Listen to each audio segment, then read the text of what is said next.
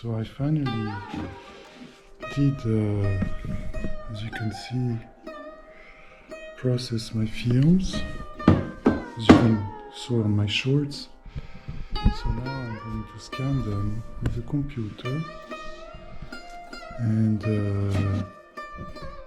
I'm going to scan and take you the picture.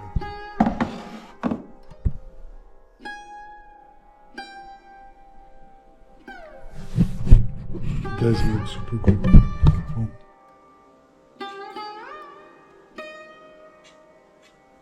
So I focus on the numbers of on the negative to get the sharpness, because I think even some pictures are not sharp. F11, F16, and 100 ISO. Now I don't know if it's my processing or the camera. To me, it is quite strange.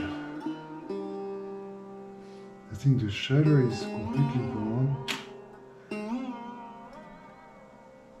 The Canonet I bought, never again will I use the equipment.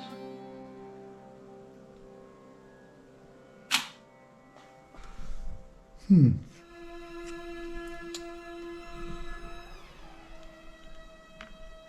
mean, I don't see any details, so I don't think I even have to bother.